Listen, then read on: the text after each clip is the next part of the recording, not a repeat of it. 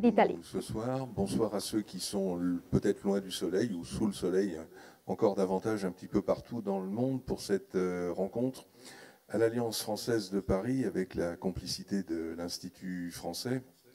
Ce soir, deux Québécois qui nous rejoignent. Alors, deux Québécois, on va vous expliquer un petit peu les choses. Deux horizons très différents, mais qui se rejoignent et qui se joignent même ce soir.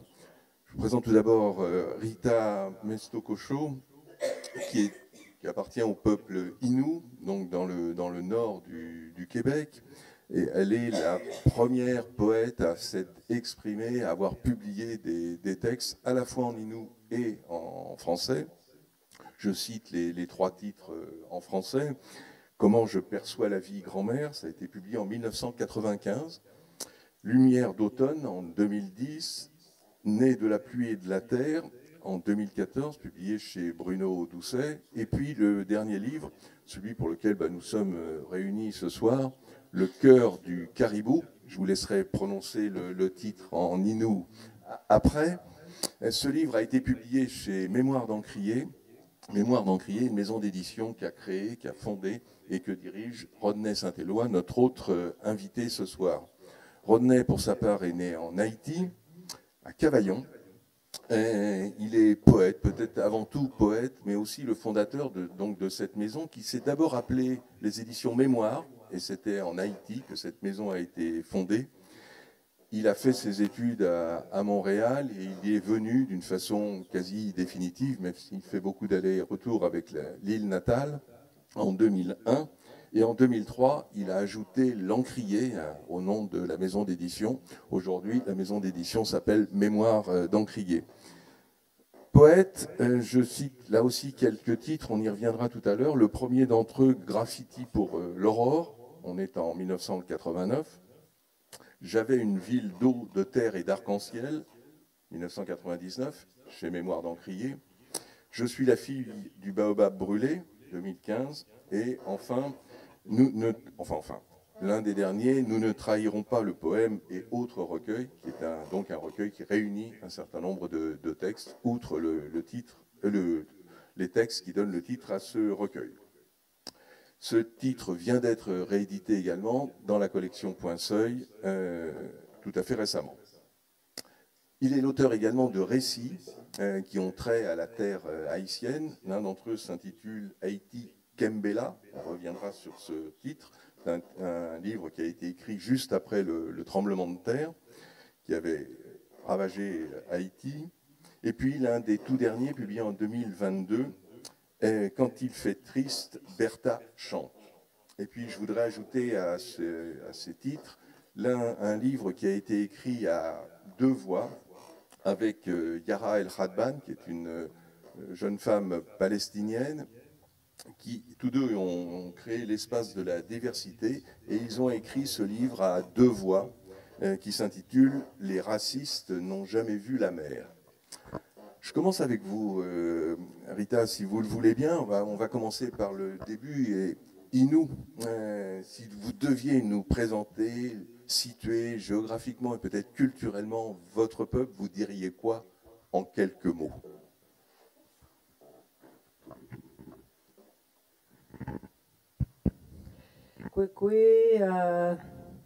Jimista Bohogatnuk, Papayok Etahyuk, Nemenuintin, Tapu, Ute Tayan Nas Chamentagon, Puchuan Petawa. Quand je pense aux Inuits, je pense à un immense territoire qui est beaucoup plus grand que le Québec. Il n'y a pas de frontières parce que nous sommes nomades. Nous allons à la rencontre du caribou. Nous sommes mariés, unis, liés au caribou. Et aussi loin que je me souvienne,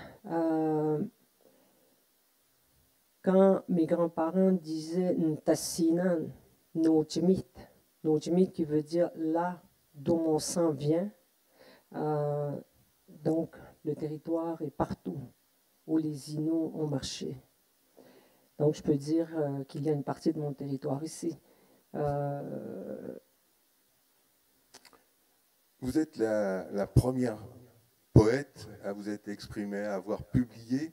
Pourquoi ce silence préalable? Parce que les autres n'ont pas osé, parce qu'ils n'ont pas pu, parce qu'on ne leur a pas offert la possibilité, parce que la poésie était orale avant d'être écrite? Je vais continuer par un chant, parce que la poésie, comme vous le dites en français, nous, on est de tradition orale. Mes grands-pères prenaient le tambour pour remercier les esprits des animaux. Ils le faisaient dans les champs, pour aussi appeler l'esprit de l'animal, pour le remercier, pour l'honorer. Et je vais donc faire un chant pour remercier le soleil d'être venu aujourd'hui nous saluer. Si vous le permettez, si vous voulez bien, chacun, chacune dans la salle aussi, vous pouvez fermer les yeux, vous pouvez dormir, vous pouvez vous recueillir, vous pouvez...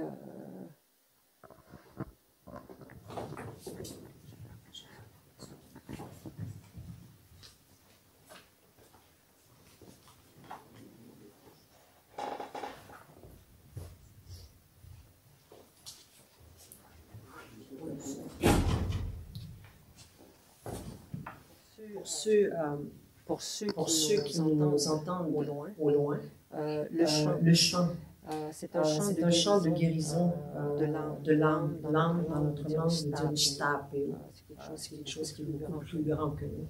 Donc, ce chant, je l'ai entendu en rêve. J'espère que le chant va aller aussi loin que nous en aurons besoin.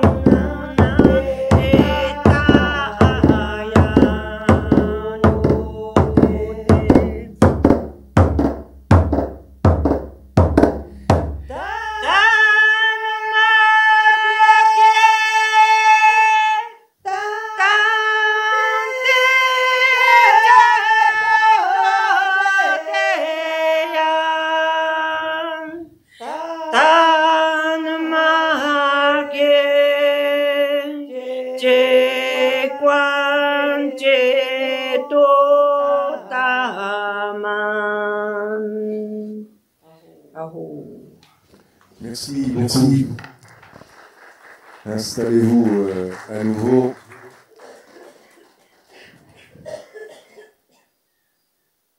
René, je vais vous passer la parole. On disait que Rita était la première poète Innu. Vous n'êtes pas le premier de la lignée haïtienne. Il y a une longue lignée de poètes qui vous ont précédé. Cette présence de la poésie sur votre morceau d'île, vous l'expliquez comment? On ne cesse de découvrir des poètes encore récemment, depuis des décennies. Pourquoi cette présence de la poésie dans cette île? Merci à vous. Et je pense que face à l'extrême, il y a toujours une chanson, il y a toujours quelque chose et qui fait que nous soyons plus grands que nous. Et je pense qu'il y a l'appel de l'histoire, mais il y a l'appel d'une conscience que la vie ne peut pas être que ça. C'est-à-dire quand on prend la situation d'Haïti, malgré tout ce que vous voyez, malgré la catastrophe, la guerre et le banditisme d'État que vous voyez, et j'ai l'impression qu'il y a un contrepoint, un supplément d'âme. Et Haïti, il y a la misère, mais il n'y a pas de détresse. Et ce que je veux dire, c'est que les gens peuvent manquer de pain, mais il y a toujours une parole. Il y a toujours un tambour. Et quand ce tambour qui bat, et j'aime beaucoup parler du petit tambour, il y a un tambour que l'on entend, mais en dessous du tambour, il y a une espèce de mise en abîme, un autre tambour qui rythme le cœur, qui rythme la vie. Et je pense que la poésie est comme ce petit tambour qui fait que malgré la situation de précarité extrême et cette situation que vit Haïti, il y a toujours un peuple qui cherche à être debout. Et je pense que la réponse, elle n'est pas politique, et la réponse, elle est poétique. Donc, je crois que, et c'est un peuple de mégalomanes, parce que simplement dire et parler d'Haïti, parler d'existence, et même parler d'espoir, et c'est-à-dire que on peut aller quelque part en Haïti, il y a un tambour, et puis vous voyez, puis il y a quelque part, il y a une fête. Malgré tout ce qui se passe, il y a quelque chose où, j'aime bien quand il t'a parlé de frontières, parce que nous vivons à partir de frontières. Nous établissons des frontières, des cases, et on a l'impression qu'il n'y a pas de frontières. On a l'impression que Haïti est un défi pour l'intelligence. Et il y a un sens de la relation, un sens de la vie, et je ne dirais pas proprement haïtien, ce sens de la vie, mais je dirais que Haïti est un pays qui vit l'extrême. Et la poésie, c'est peut-être refonder la vie. Il y a un proverbe créole qui dit « bah de l'eau pour faire beurre ». C'est comme si la vie doit être réinventée tous les matins. C'est-à-dire que l'on prend l'eau, on bat l'eau, et l'eau qui va devenir du beurre. Donc, je me demande, c'est-à-dire il y a une impossibilité, il y a un épuisement de ce qu'on peut appeler demain, de ce qu'on peut appeler l'espoir. Et cet entêtement à la vie, cette persévérance à la vie qui est quelque chose d'extrêmement haïtien, cette façon de battre de l'eau pour faire beurre, et c'est quelque chose de nettement poétique parce qu'il y a une surhumanité. Parce que si c'était simplement des êtres humains, ils seraient déjà morts. Ce pays n'existerait pas à cause des catastrophes humaines, naturelles, tout. Ce pays n'existerait pas. Et si aujourd'hui, à l'Alliance française, on en parle, c'est qu'il y a un défi à l'imaginaire. Alors, quand on est un jeune poète qui va débuter, qui s'apprête à écrire des poèmes adolescents, s'apprête à éditer, la longue lignée, elle pèse, elle est stimulante, elle fait peur. Ils ont joué quel rôle, ceux qui vous ont précédé? Je dirais, il y a beaucoup de... J'aime beaucoup le mot « ceux qui nous ont précédés », celles qui nous ont précédés, parce qu'en même temps, en Haïti, on met toujours nos pas dans les pas de quelqu'un d'autre. Et c'est peut-être, ça crée une filiation. Je n'existe pas sans René Philoptète, je n'existe pas sans Marie Chauvet, je n'existe pas sans Jacques Roumain. Et le livre Gouverneur de la Rosée commence par « Nous mourons tous ». Et ça finit par la lumière, ça finit par la vie, et ça finit par Anaïs, Manuel qui va ramener l'eau, Manuel va mourir, et puis ensuite, et ça finit dans une espèce de vivre ensemble, dans ce qu'on appelle en créole le combitisme, dans une grande fête, dans une grande combite avec beaucoup de tambours, beaucoup de voix. Et je pense que cette manière, cette relation en fait, je dirais à la spiritualité, cette relation en fait, à la terre, cette relation à la vie, en fait, c'est quelque chose qui est, que je moi-même, en tant qu'haïtien, que je ne comprends pas. Parce que des fois, les mots n'existent pas. C'est comme si chaque jour, il y a un poète, on parle Georges Castrat, avec qui j'avais fondé les éditions Mémoire en Haïti. C'est un poète immense, et qui a écrit un texte en créole, qui parlait de culbuter le malheur. Et culbuter, c'est faire la culbute. Faire la culbute, c'est jouer. C'est-à-dire, c'est un peuple qui joue avec le malheur comme si c'était un cerf-volant. Est-ce que vous voyez, donc, cette manière de détourner, de contourner le malheur, et j'imagine c'est ce que font les mères de famille. Le mot monoparental n'existe pas, une mère de famille avec 5 enfants, et quand vous entrez dans une salle de classe, les enfants les mieux habillés, les filles qui sont avec des cheveux tressés, avec des nœuds de toutes les couleurs, ce sont souvent des enfants qui n'ont pas mangé le matin. Et comme ces enfants ne mangent pas, et ils ont une espèce de dignité, les gens les plus dignes sont en fait les pauvres. Donc la leçon d'humanité qui nous vient d'Haïti nous vient d'en bas. Et c'est cette parole d'en bas qui est peut-être qu'on n'a pas comprise. Et peut-être que toute la révolution vient d'en bas. Rita, la place de la poésie dans votre communauté, vous venez de chanter un chant, l'accompagner, elle est présente en permanence dans la vie, on dit des textes, on lit vos textes, vous lisez vos textes, il y a une vie de la poésie. Il y a d'autres poètes que moi. Il y a des poètes qui ne sont pas publiés, mais qui ont une voix. Ce sont des jeunes musiciens qui ont beaucoup de choses à dire, qui ont des messages à dire. Et leur façon d'exprimer dans des rassemblements, ces jeunes hommes sont invités. Parce que la poésie qui est écrite, c'est souvent des femmes inoues ou d'autres femmes de d'autres nations. Les hommes n'écrivent pas, ils chantent. Mais on les voit lors de rassemblements. Et ce qu'ils chantent, c'est souvent sur l'amour. L'amour, le territoire, le besoin d'aller encore plus loin que leurs grands-parents. Et le besoin de donner à leurs enfants. Nous sommes parents très jeunes et nous sommes grands-parents très jeunes. Mais ça fait partie de notre culture. Et je pense que la poésie n'est pas seulement écrite, elle est vécue.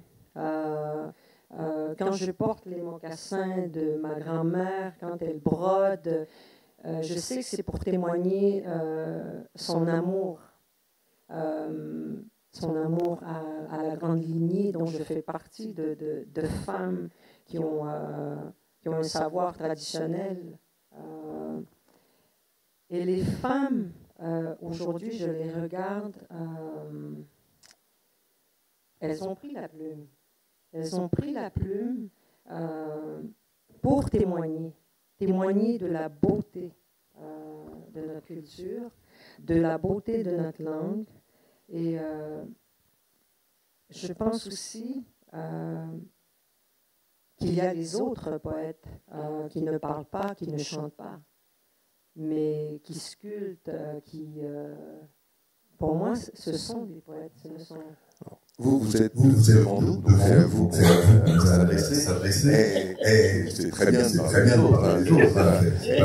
Un poème de Rita.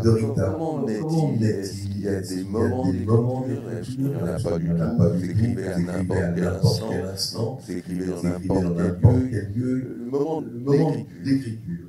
En ce moment, je dirais que j'écris. En ce moment, j'écris, je vois des mots, parce que je vois des êtres humains devant moi. Je vois des différences devant moi qui me donnent des mots, qui me donnent aussi de l'espoir. Et j'écris des poèmes à tout moment. Je ne choisis pas les moments viennent à moi. Je me souviens de la toute première fois où j'ai écrit avec la plume. On vivait un grand deuil de la communauté. Et je voyais les hommes pleurer. Ce qui n'était pas commun dans ma communauté de voir des hommes pleurer. Et ça m'a complètement ému.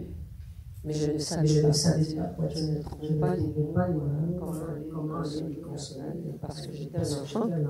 Et un enfant ne console pas son père ou sa mère par les mots. Donc je me suis retirée, j'ai écrit un poème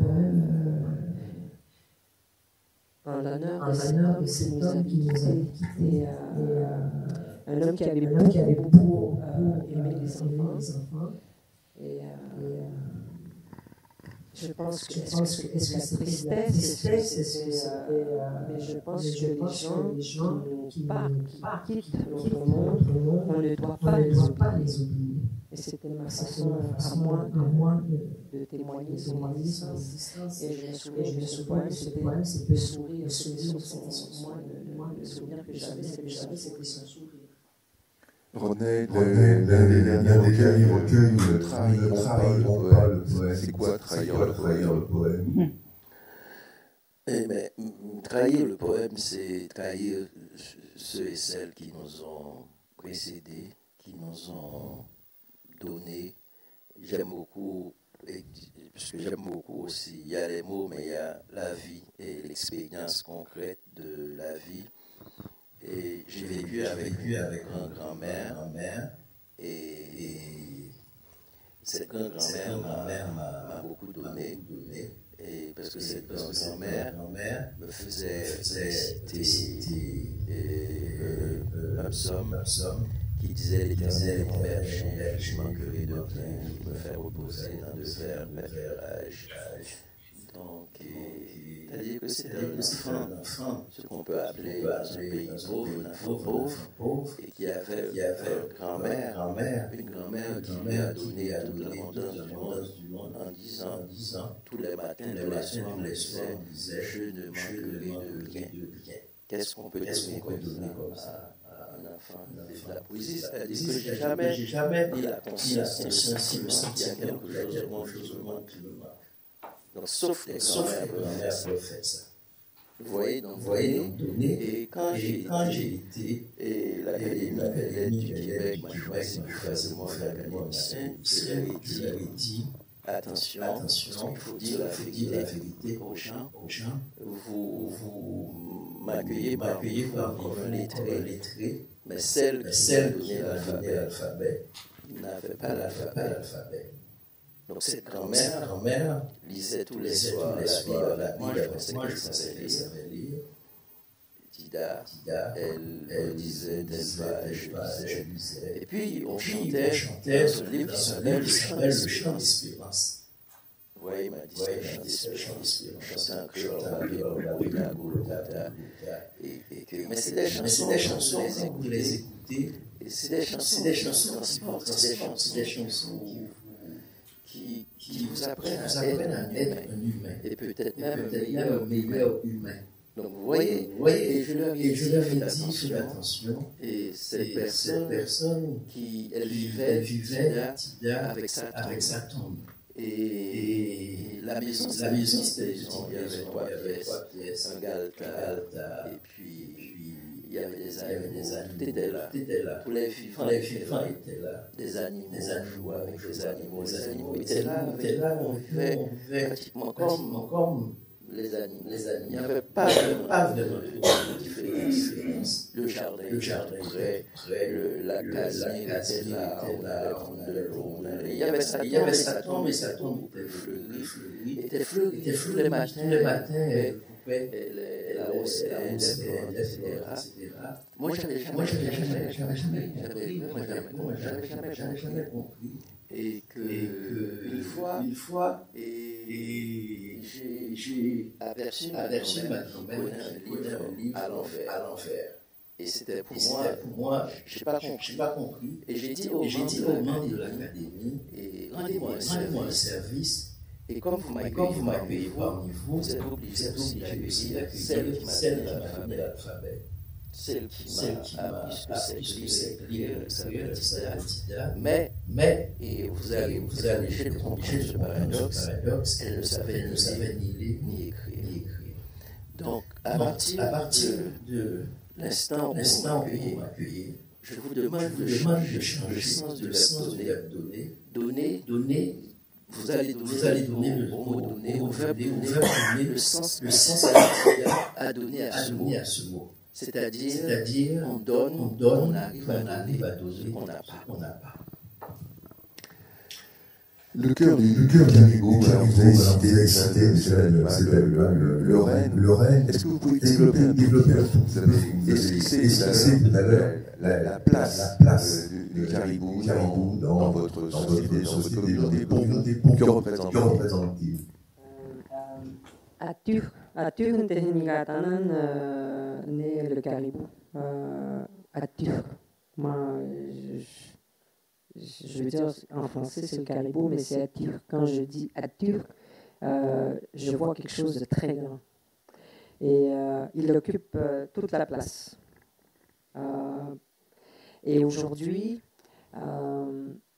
nous sommes confrontés à la disparition du caribou parce qu'il y a beaucoup de développements majeurs comme les barrages, les mines, la déforestation sur le chemin du caribou.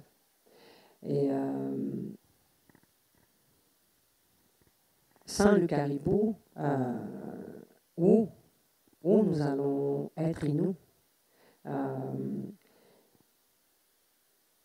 Maintenant, quand les hommes vont chasser, ils partent très loin. Très loin, quand je dis très loin, ils sont surveillés.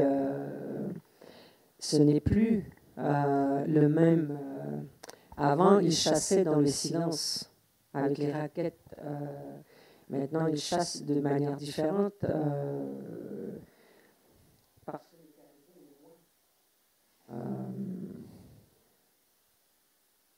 le caribou est lié à notre langue aussi, à nos croyances. Les valeurs de partage, d'entraide, de respect viennent de cet animal qui fait partie aussi de notre spiritualité.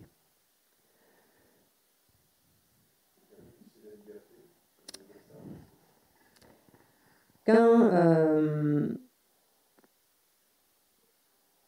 je pense aux chasseurs de caribou, il n'y a rien qui le retenait. Il n'y a rien. C'est le vent, ce sont les étoiles qui le guidaient. Il était guidé par les étoiles. Il accompagnait, il suivait le caribou. Et pour moi, ce sentiment de liberté, c'est quelque chose qui est précieux et dont on manque aujourd'hui comme être humain. Parce que nous sommes tous enfermés, nous sommes prisonniers de ce que nous avons nous-mêmes créé. Et nous croyons que nous sommes libres. Au contraire, nous sommes prisonniers. Et moi, c'est pour une des raisons, ma raison d'exister, c'est le caribou. Parce que j'ai des petits-enfants, ils vont venir, ils vont naître, et je veux qu'ils puissent aller à la rencontre du caribou et être libres. On peut entendre le petit poème que vous avez écrit qui aussi évoque la liberté.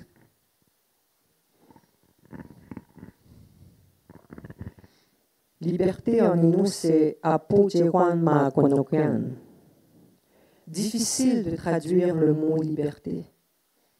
Je dois t'emmener sur le territoire, marcher dans la neige, le froid sur tes joues, toucher l'eau de la rivière, lever ton regard vers l'infini, parler aux ancêtres, les approcher tout près, sentir leurs rêves.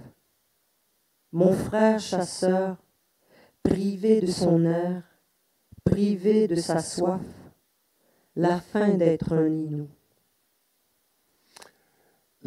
La nature est omniprésente dans votre livre. Vous avez exprimé ce que pouvait représenter le caribou, mais en creux dans votre poésie, ou certaines fois pas en creux d'ailleurs, il y a aussi une critique de ce qu'on pourrait appeler le capitalisme prédateur, par exemple. Il y a ça aussi, il y a un fond politique dans votre poésie, dans votre pensée.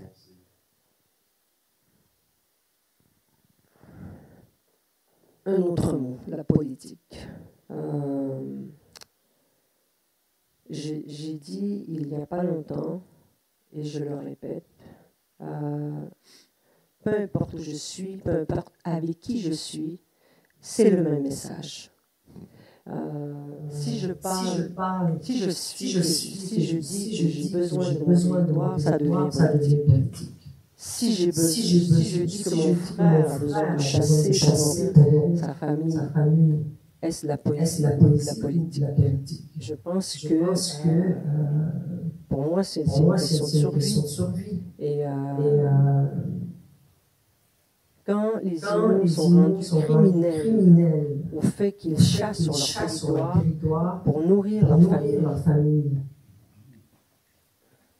est-ce que c'est de la politique ou on veut vivre, défendre je me demande souvent, je me dis que la poésie m'amène à rencontrer des gens peut-être plus attentifs que d'être sur des podiums politiques où les gens sont sourds, ne veulent rien entendre parce qu'ils ont déjà un but, ils veulent avoir le territoire pour développer des choses qui ne sont pas vraiment utiles. Un aspect très important aussi dans votre livre et dans votre poésie, c'est la place de la famille. Le père, la mère, le grand-père, souvent cité, les sœurs. La famille est quelque chose de poétique aussi.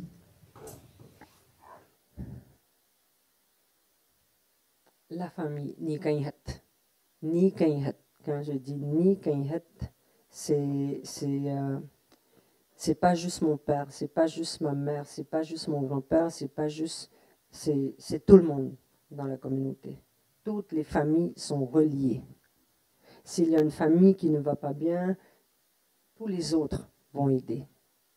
C'est comme ça. Il y a un monde aussi qui est présent dans votre poésie, c'est le monde, j'allais dire, du mystère. Ce mot Atinuka, je le prononce mal.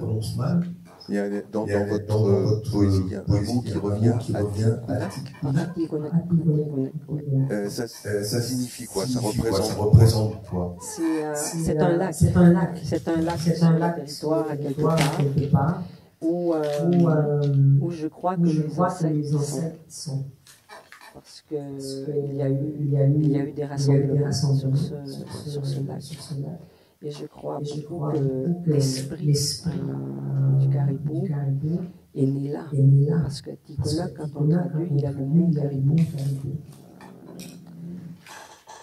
Et je crois vraiment que lorsque l'on traverse vers l'autre monde, je crois qu'on va dans ce lieu où notre âme est née. Dans vos poèmes, vous adressez souvent à un tu. Vous employez qui est cette personne, qui est ce tu. C'est le lecteur, c'est d'autres personnes. Vous pensez à quelqu'un en particulier. Vous ne nommez pas, mais bien qui est là. Tu. Est-ce que vous m'entendez quand je parle de poésie? Est-ce que vous m'entendez quand vous lisez ma poésie? Il n'y a pas de tu dans ma langue maternelle. Il n'y a pas... c'est tout le monde. C'est tout le monde. Donc, je m'adresse à tout le monde qui entend. Vous êtes aussi dans ce texte, ce livre, Le cœur du Caribou, à l'écoute du monde. La deuxième partie du livre s'intitule Un jour Madiba m'a dit. Bon, Madiba, c'est le surnom affectueux qui était donné, le nom du clan qui était donné à Nelson Mandela. Qu'a-t-il représenté pour vous, cet homme qui est très loin géographiquement? Il n'est pas si loin quand on pense à l'injustice, quand on pense à ceux qui sont privés de liberté. Nous vivons, je pense, les mêmes luttes. Je parle des Premières Nations, quand on regarde ce qui se passe au Canada, quand on regarde, si on écoute bien, si on regarde bien ce qui se passe. Je pense que la liberté, c'est quelque chose qui est vraiment précieux. Et pour moi, cet homme représente, comme mon grand-père, qui était un chasseur de caribous, deux hommes libres. Deux hommes libres qui avaient quelque chose de fort à donner à l'humanité. Je sais que maintenant ils sont dans le monde des esprits, mais je suis convaincue que le message est là et que nous devons l'entendre. Nous avons besoin de paix avec tout ce qui se passe dans l'humanité. Et je reviens sur les gens qui sont souvent les plus opprimés. C'est de là que vient la beauté.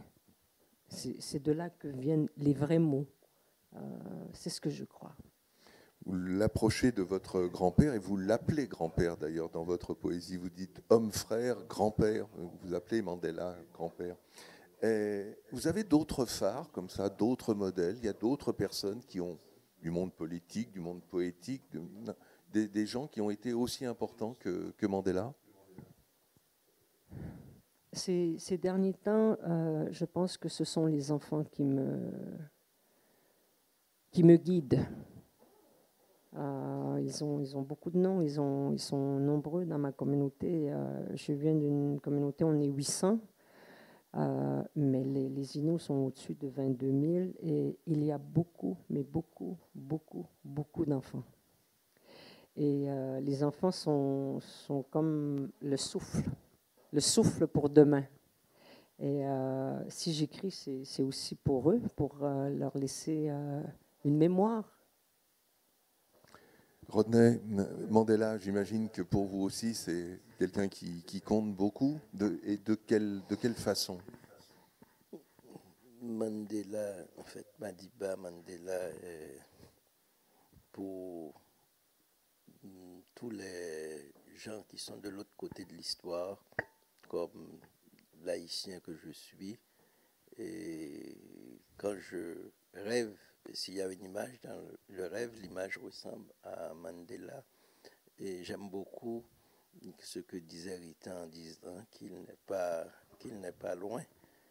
Et il y a beaucoup de chansons populaires haïtiennes, compas direct, qui s'appellent Mandela. Et j'ai beaucoup d'enfants qui sont nés en Haïti qui s'appellent Mandela. Donc Mandela, c'est un grand-père et que c'est un guide et un véritable guide, un guide qui nous montre le chemin où est notre liberté, où s'ancre notre liberté. Et ce qu'il y a aussi dans la conscience de Madiba, et ce n'est pas une conscience qui est faite de ressentiment. Parce que le problème avec la souffrance, c'est qu'on ne peut que s'enfermer dans la souffrance. Et c'est là le travail qui doit être fait pour sortir de la souffrance, pour que la souffrance ne donne pas la souffrance. C'est-à-dire la méchanceté peut facilement reproduire la méchanceté, On est dans un cycle aujourd'hui où la guerre reproduit la guerre. C'est-à-dire que ça ne peut être que la guerre. Il n'y a pas d'horizon. Et Mandela, malgré toutes ces années de prison, a montré l'horizon. Et c'est ça qui est comme un impensé. Parce que Mandela aurait dû être ce qu'on appelle vulgairement un terroriste. Mandela aurait dû être un homme tellement frustré par la vie, par l'oppression. Et c'est cette capacité, en fait, exceptionnelle, c'est un homme d'exception, Mandela. Et c'est pourquoi, dans la condition noire, quand on prend conscience qu'on est un homme noir, une femme noire, en fait, une femme autochtone, c'est-à-dire que nos rêves de liberté, la source de nos rêves de liberté, en fait, se nourrit chez Nelson Mandela. Alors, nous sommes à l'Alliance française, les problèmes de langue nous préoccupent, et tous les deux, vous écrivez dans deux langues. L'un et l'autre, vous écrivez en inou, vous écrivez en créole, et tous deux, vous écrivez en français. Quand on lit vos textes, Rita, les langues sont juxtaposées, certains poèmes sont complètement en français, d'autres sont complètement en inou, d'autres sont mixtes. Comment commence le poème? Il commence en inou, il commence en français, il commence dans les deux, vous traduisez? Comment ça se passe, votre alchimie poétique? Ça commence toujours en inou, parce que c'est comme si je me parlais à moi-même, c'est comme si je parlais à ceux qui n'entendent pas, mais qui sont là. C'est comme si je m'adressais à un peuple. Et après vient le français. C'est une traduction ou c'est une variation? C'est comme une rivière. Il n'y a pas de traduction. C'est comme une chanson, tu vois. J'écris ce que je ressens. J'écris ce que je ressens en inou. Et après, ça continue en français. Mais c'est le même sentiment que je ressens. Et si je dis à ma fille ou à mon fils ou à ma soeur ou à et si je dis à Rodney, si tu savais tous les sentiments qui m'habitent pour toi, oui. Tu vois je sais que je parle d'amour. Moi, je sais que je veux partager l'amour. Mais je sais que chez les Inuits, c'était dans les gestes. C'était dans les gestes qu'on démontrait l'amour. L'amour pour un enfant, l'amour pour un parent. Et quand l'écriture est rentrée, je pense qu'il y a quand même quelque chose de... Pas je me dis que je me retiens. Non, je ne veux pas me retenir quand j'écris. Je veux tout dire. Je veux tout partager. Parce que nous sommes témoins de ce qui se passe et je ne veux rien manquer. Et dans la petite communauté où je vis, les enfants commencent à ne plus parler la langue, commencent à s'exprimer en français, commencent à s'exprimer en anglais. Mais il y a une telle beauté dans la langue Innu, et il y a la langue Innu qui vient de la forêt, qui est liée à la chasse, qui est liée aux plantes médicinales, qui est liée. C'est celle-là qui est en train de disparaître. Donc c'est celle-là que j'ai envie d'écrire. C'est celle-là que j'entends dans mon esprit quand j'écris de la poésie. Rodney, la place du créole, il est à la racine de tout. Le français aujourd'hui a pris un peu sa place. Ça se passe comment, votre gymnastique poétique? Ça se passe très mal. Parce que au début, je suis un être qui a été complètement aliéné. Complètement aliéné parce qu'un enfant qui est monolingue créole, qui rentre à l'école, la première phrase, la phrase peut-être la plus violente qu'on dit à un enfant, c'est « exprime-toi ». l'enfant parlait en créole, l'enfant parlait, l'enfant chantait, l'enfant dansait, tout était en créole, l'enfant s'exprimait beaucoup. Donc, c'est une assignation. Cette assignation, c'est une interdiction d'être ce que tu es, d'être le fils de Bertha, dans mon cas, d'être le petit-fils de Tida, parce que ce sont des gens qui n'ont qu'une seule langue. Et quand on me dit de m'exprimer en dehors de ma propre communauté, c'est-à-dire on me demande de choisir une autre communauté pour devenir un citoyen. Donc l'accès à la citoyenneté est empêché par un autre. Et c'est tellement aliénant parce que cet autre qui me dit de m'exprimer, exprime-toi, cette petite phrase assez violente, en fait tous les écrivains haïtiens en parlent, Franck Etienne en parle, etc. C'est d'une violence énorme. Donc quand on demande à un Haïtien, on dit exprime-toi. Donc, et ce qu'on fait, ce que ça a donné des lieux de détournement, des lieux de, en fait, contournement. Donc, par exemple, Jean Prasmas, dans Ainsi parle la langue, on voit comment le dit d'amour se manifeste en Haïti. Et dans les chansons d'amour, la chanson peut être en créole, mais si tu dis à une fille vraiment en créole, ça ne marche pas. Il n'y a pas d'amour. Donc, vous voyez comment on vous a aliéné. Donc, même dans les chansons créoles, où elle dit « Mademoiselle, je vous aime pour nous marier », et puis tout le reste continue en créole, mais il faut dire « je vous aime ». Donc, vous voyez, et les paysans, les lettres de demande, en fait, les lettres de demande, parce qu'il y a tout un protocole, lettres de demande, il devait y avoir un écrivain public, mais l'écrivain public ne parle pas vraiment, en fait, français, mais l'écrivain public doit écrire aux parents. Les parents ne lisent pas. Est-ce que vous voyez, c'est l'écrivain public qui écrit la lettre qui va lire à l'autre qui est payé pour écrire la lettre, mais qui est payé aussi pour lire. Donc, est-ce que vous comprenez toute cette contradiction, justement parce que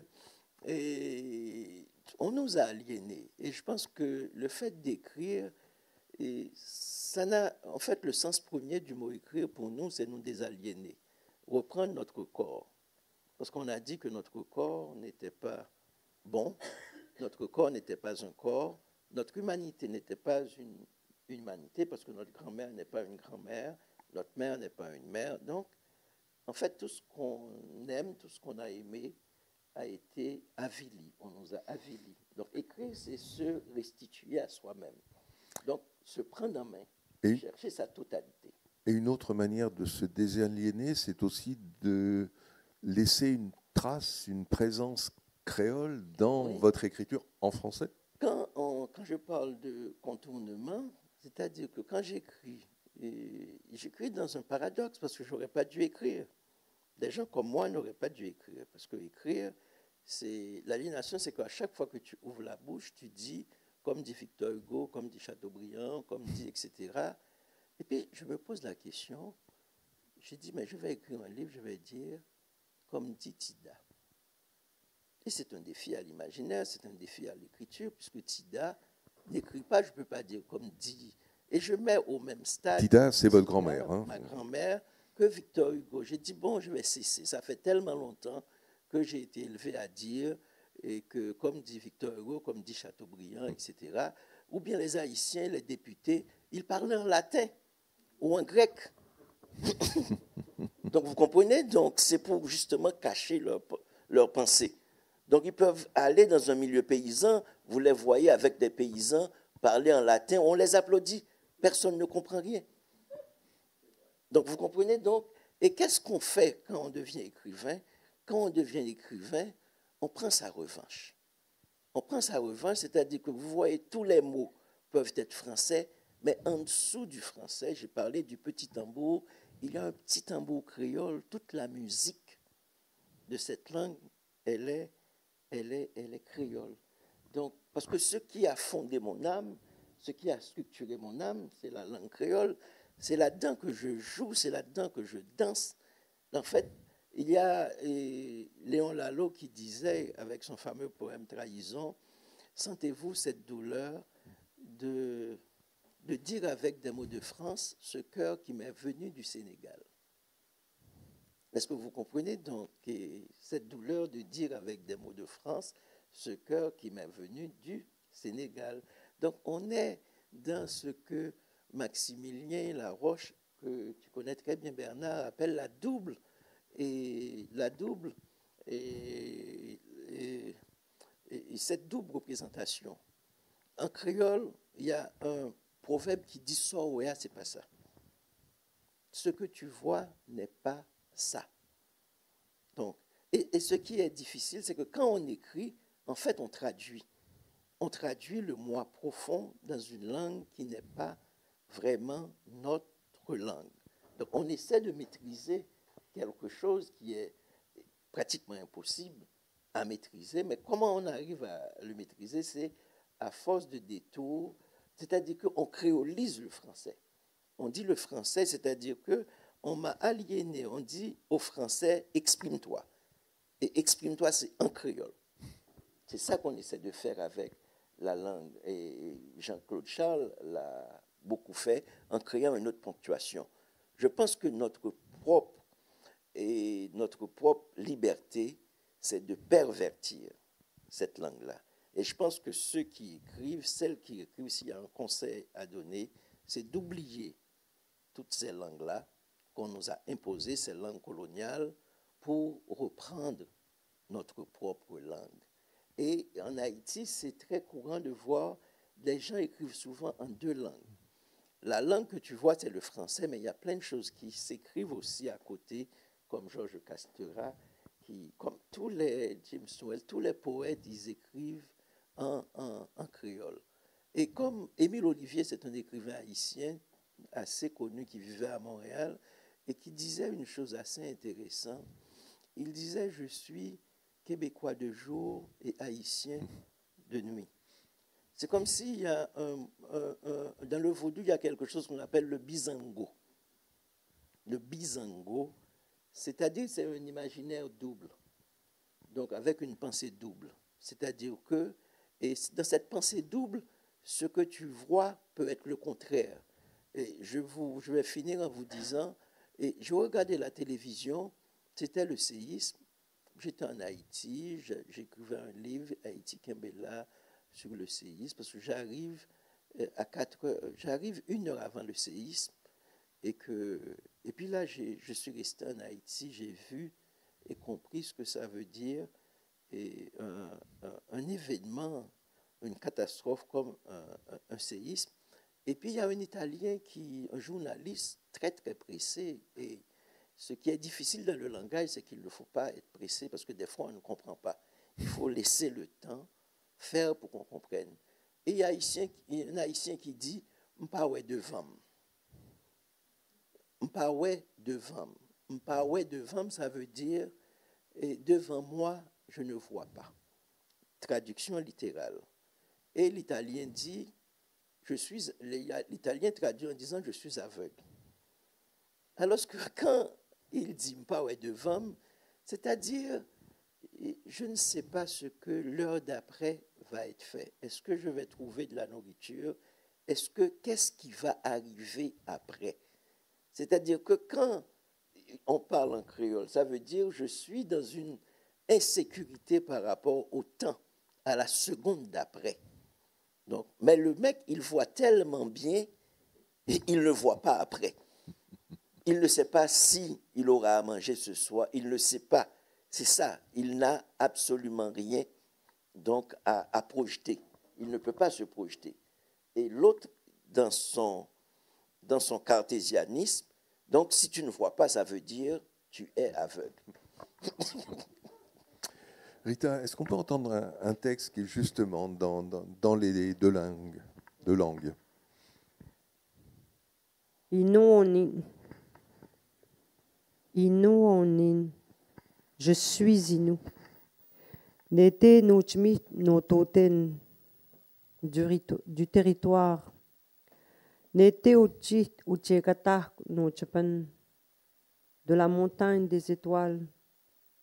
N'tapahan n'était Kata Etat Nomohum. Je suis lié à mon grand-père. Nemeno Kaiheto Toakan parce qu'il a subi. On lui a volé sa vie.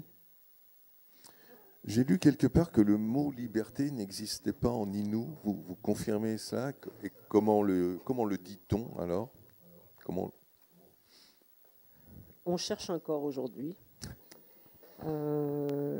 comment le... Il y a beaucoup de gens qui travaillent pour la langue Innu. Des aînés, des anciens, des chasseurs, des linguistes, il y a ceux qui sont Innu, mais il y a ceux qui sont québécois. Les Québécois sont ceux qui sont formés, qui vont à l'université, mais il y a des Inuits qui vont à l'université aussi. Et quand j'ai écrit le poème sur la liberté, avec le mot liberté, je discutais avec 2 linguistes Inuits.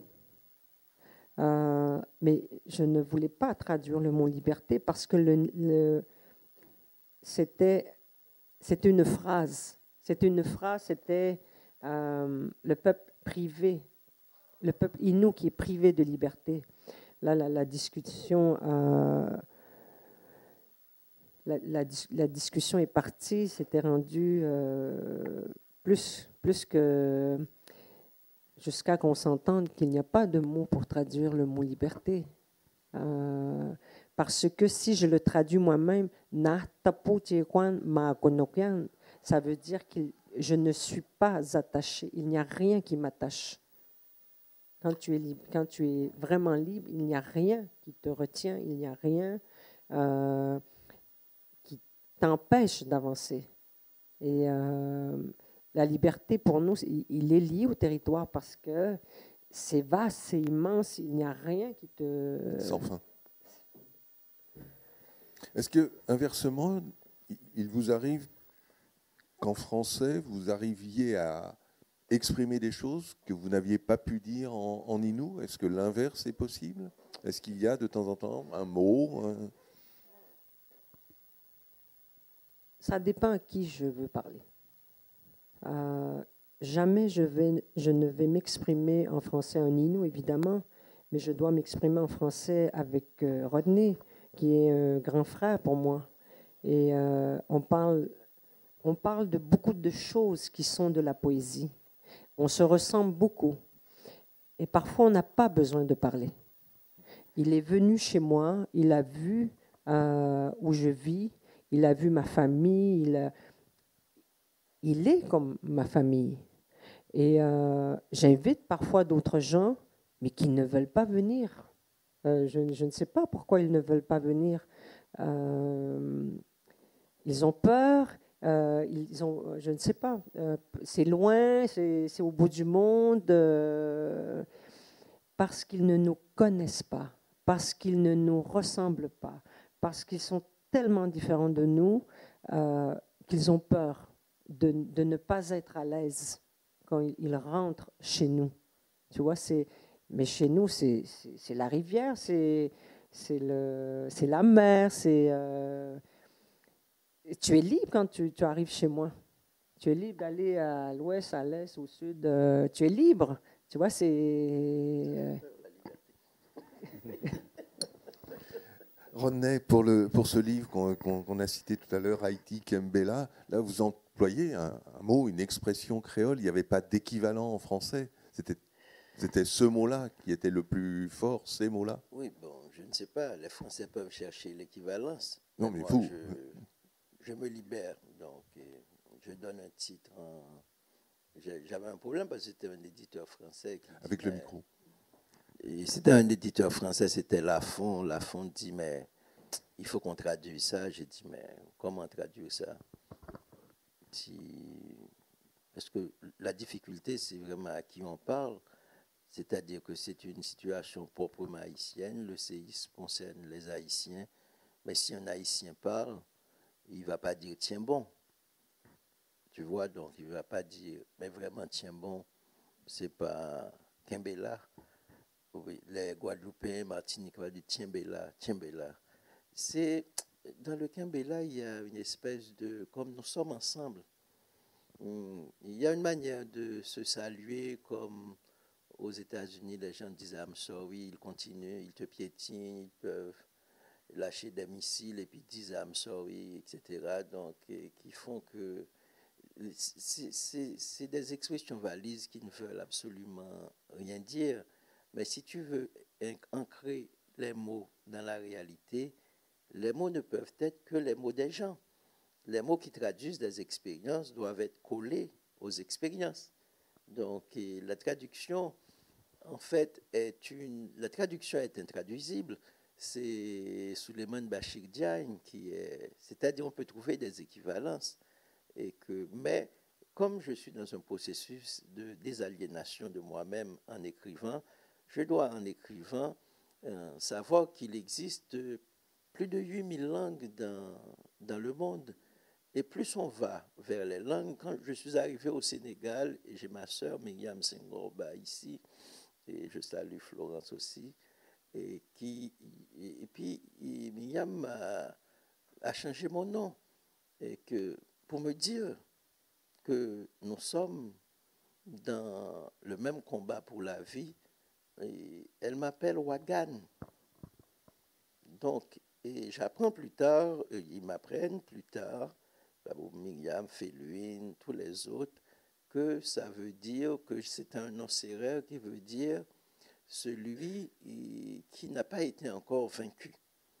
Donc j'espère que je ne suis pas encore vaincu jusqu'à aujourd'hui. Ça fait quelque temps.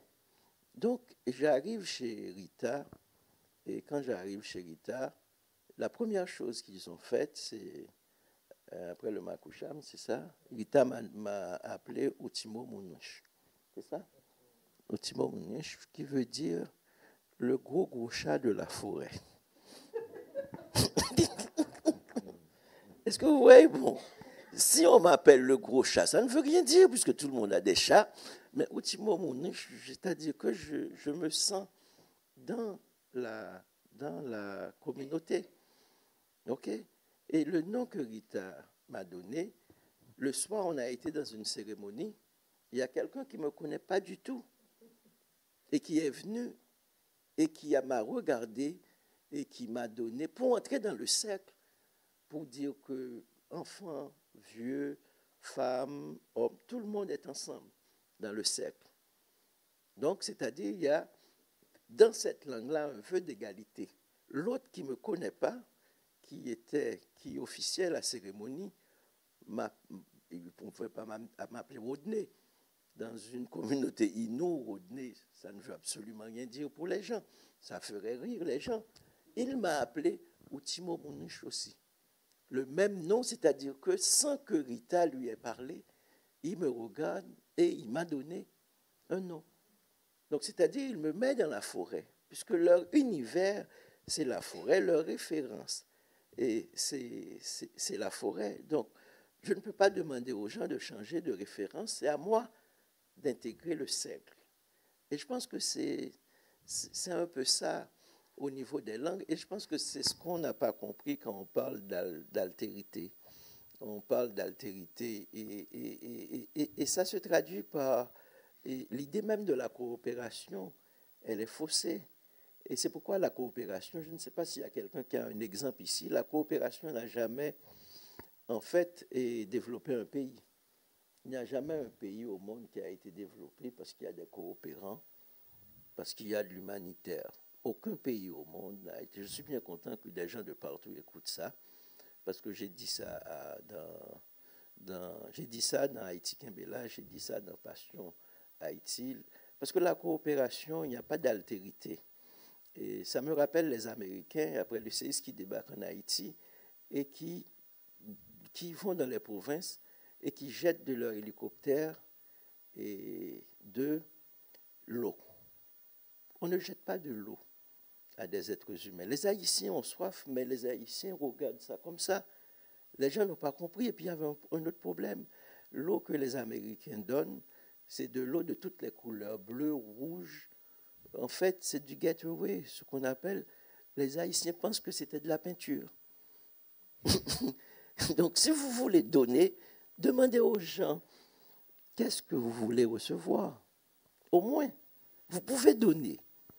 D'accord. Mais demandez-moi, demandez-moi qu'est-ce que je veux. C'est-à-dire que, et c'est ça qui est dans nos cultures, c'est-à-dire quand on parle de l'oppression, il y a une oppression symbolique très forte, c'est que les gens pensent savoir ce que moi, Rodney Saint-Éloi, fils de Tida, petit-fils de Tida, fils de Bertha, qu'est-ce que je désire pour exister comme un être humain. Il n'y a que moi qui puisse exprimer ça. Mais personne n'a compris ça.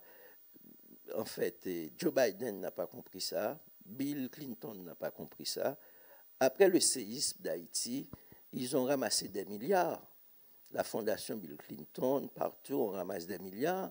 Allez en Haïti, je vous lance un défi ici, aux gens qui nous écoutent aussi, partout dans le monde, allez chercher une petite école, une petite clinique qui résulte des milliards et recueillis après le séisme. On ne trouvera pas. On ne trouvera aucune trace de l'argent récolté dans le monde au nom d'Haïti. Vous comprenez? Et donc, il y a un malentendu. Donc, je pense qu'il y a dans nos écritures... Oui. Oui. Oui. Moi, je parle de moi. Eux, s'ils veulent comprendre, ils comprendront un jour.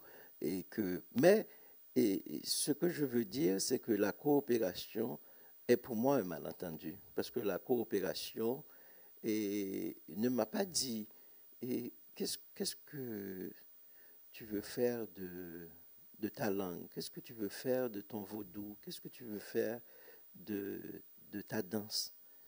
Comment l'idée d'apprendre pour un enfant haïtien, c'est quoi? L'idée de savoir, c'est quoi? Donc, est-ce que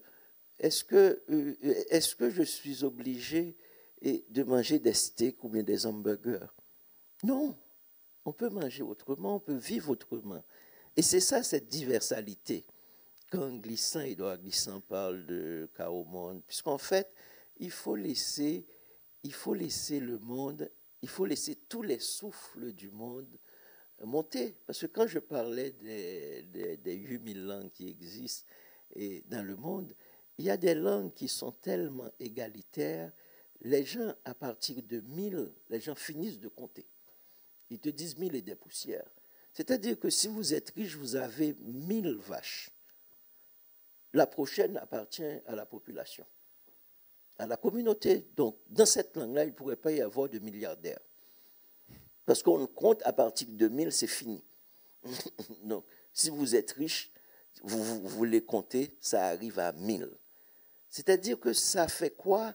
Vous pouvez penser que ce n'est pas des langues mathématiquement développées pour des grands, comment on appelle ça, pour des grands, je ne sais pas. C'est-à-dire que c'est dans la langue même, il y a une justice dans la répartition. C'est pas que et c'est ça qui m'intéresse. C'est comme, et on a fait un livre ensemble avec Rita Laure Morali, Joséphine Bacon, Michel Vézina. Et Michel Vézina, en tant que Québécois, a parlé aux Québécois avec beaucoup de vérité en disant que nous ne savons rien.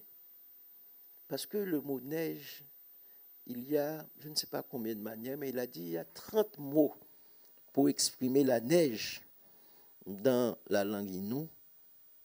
Donc, alors que nous n'avons qu'un mot pour dire neige, alors que eux, ils ont une multitude d'expériences qui font que ces mots sont créés. Est-ce que vous voyez tout ce que le monde perd en écartant toutes ces langues-là? Parce que je pense que parler une langue, c'est habiter autrement, en fait, l'humanité. C'est ce que vous venez de dire. Est-ce que ça n'est pas, moi je reviens au livre parce que c'est l'objet de notre rencontre, est-ce que ça n'est pas le sujet de ce livre que vous avez écrit avec Yara El Radban finalement?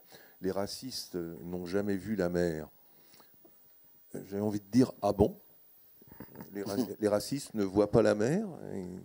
Pourquoi? Comment? Parce que la mer la mer nous dépasse, la mer nous déborde, la mer, on ne maîtrise pas du tout. Quand on regarde la mer, on ne peut rester que, en fait, de l'autre côté de la mer. Et que, donc, la mer, c'est ce qui... On est tellement petit quand on regarde la mer. Il y a une expérience qu'on a vécue en Amérique du Nord ces derniers temps, c'est l'éclipse solaire. Donc, à 3h30, et à Montréal, il faisait noir, même les lampadaires s'allumaient parce qu'il y avait une éclipse solaire et tout le monde était dehors en regardant ça. Et il y a quelqu'un qui a dit une phrase intéressante. Pour une fois, il y a quelque chose qui exclut les humains. Parce que les humains pensent qu'ils ont raison. Les humains pensent qu'ils peuvent maîtriser. Mais voilà qu'il y a quelque chose qui est de l'ordre du non maîtrisé et du non maîtrisable, c'est-à-dire une éclipse solaire. Et qu'on ne peut même pas regarder. À la blague, en Haïti, la première fois qu'on parlait d'éclipse solaire, tout le monde se cachait sous le lit. Tout le monde. Parce que les gens n'ont pas compris. Les gens pensaient que c'était la fin du monde. En fait, les Jéhovah, les protestants, tout le monde disait la fin du monde est pour demain. Donc demain, c'était pour l'éclipse solaire et tous les enfants, tous les adultes se cachaient sous leur lit. Donc après l'éclipse, ils sont sortis, ils disent « Ah, on est vivant ». Donc, et j'aime beaucoup quand la nature remet l'homme à sa place. Donc les racistes n'ont jamais vu la mer. Oui. D'où le titre. Oui. Un mot sur votre coéquipière dans ce livre. C'est un dialogue épistolaire, au point que de temps en temps, on ne sait plus qui parle. Vous ne nommez pas la personne qui parle, vous ne dites pas c'est Yara, vous ne dites pas c'est Rodney, vous ne signez pas à la fin. Et de temps en temps, on découvre au bout de la 10e ligne, de la 12e ligne, de la 2e page, on dit ah oui, ça c'est Rodney, ça c'est Yara. Ce jeu, un mot déjà sur Yara El Radban pour nous la présenter. Yara El Radban, elle est romancière, elle est palestinienne, elle est éditrice chez Mémoire d'Encrier. Donc, elle est en train de vivre une situation humaine, politique qui est catastrophique. Et vous savez tout ce qui se passe à Gaza. Et donc, quand on est palestinien, c'est un peu difficile d'exister au monde parce que c'est une existence qui est problématique au monde. Donc on a décidé de parler on vit ensemble à Montréal. Donc, tous les jours, on se parle. On parle beaucoup de racisme au quotidien. Et puis, on a dit, mais pourquoi le racisme nous appartient? Pourquoi on a l'impression que le mot racisme nous appartient? Ce n'est pas nous. Nous n'avons pas inventé ce mot. Et pourquoi ne pas créer une conversation où les racisés qui ne soient pas exclus de ce mot, où il y a une conversation beaucoup plus ouverte, une conversation inclusive. Parce que la conversation sur le racisme, c'est comme si les racisés avaient l'impression, ou tout au moins avaient la certitude, ou tout au moins l'impression que c'était à eux de résoudre la question du racisme. Et on disait, est-ce qu'on pouvait écrire un livre qui engage l'autre blanc. Donc, et c'était ça le point de vue, et en ce sens, ça a beaucoup marché, parce que les Blancs ont beaucoup lu ce livre.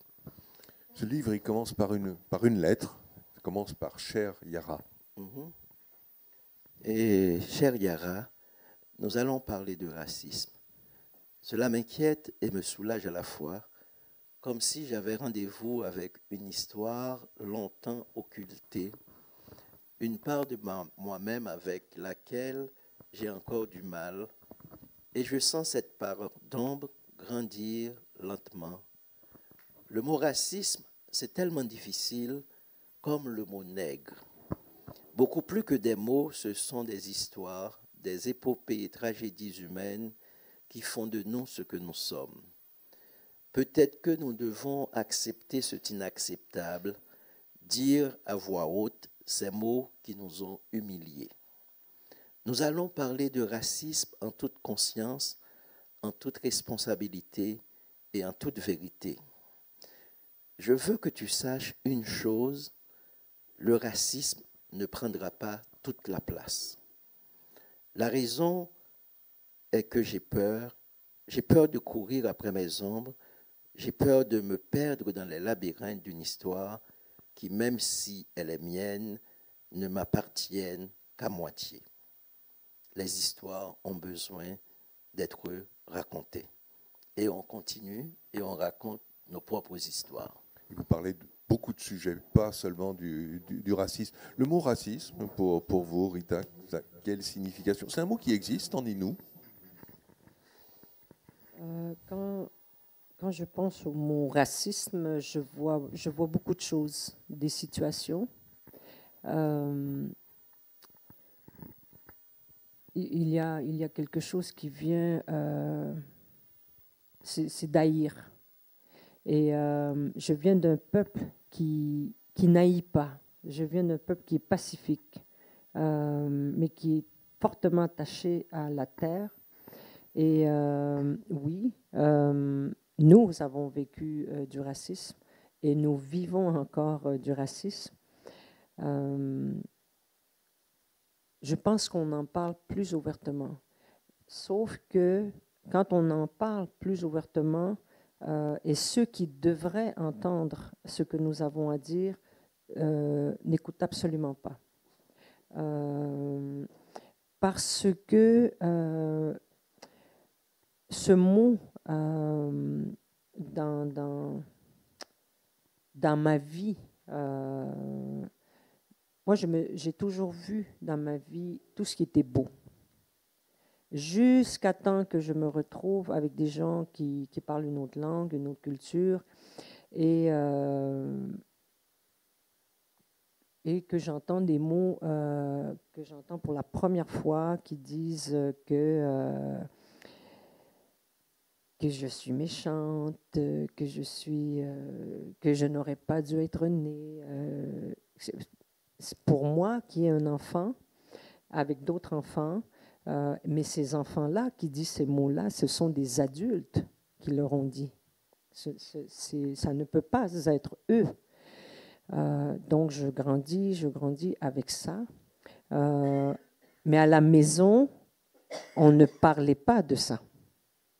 Mes parents ne parlaient pas de dire « haïs celui-là sois méchant avec celui-là ».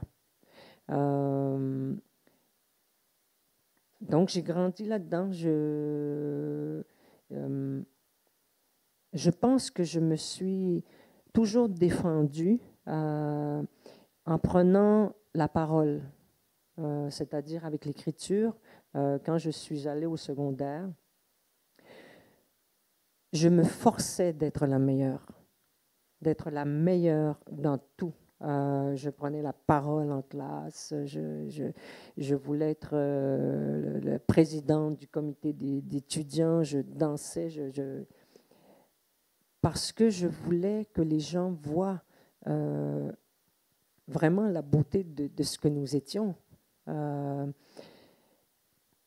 Et encore aujourd'hui, aujourd'hui maintenant, les écoles sont dans nos communautés. Parce que moi, je suis allée dans les écoles dans d'autres villages québécoises. Et on apprend à nos enfants à respecter les autres cultures. Mais je ne sais pas si le contraire se fait. Tu vois, j'aime bien quand René dit que le racisme ne nous appartient pas, parce que dans ma langue, le racisme, le mot n'existe pas aussi. Ça n'existe pas.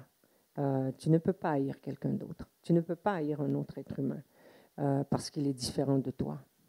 L'autre être humain qui est différent de toi a quelque chose à t'apprendre parce qu'il vient d'un autre territoire. Il a appris à vivre avec ce territoire à sa manière. Et si un jour tu vas chez lui, mais tu vas apprendre quelque chose de plus. Et c'est comme ça, moi, j'ai grandi. Et c'est comme ça, encore aujourd'hui, j'apprends à ma petite fille, mais elle entend. On a vécu des situations au Québec Et elle se pose des questions dans sa tête d'enfant. Et on arrive à la fin, au terme de notre rencontre. Un mot sur la situation aujourd'hui de votre communauté. Vous êtes optimiste? Vous avez l'impression que les choses vont un peu mieux, qu'il y a une visibilité plus grande? Ou au contraire, vous êtes plutôt pessimiste et les choses ne vont pas bien et vont peut-être encore?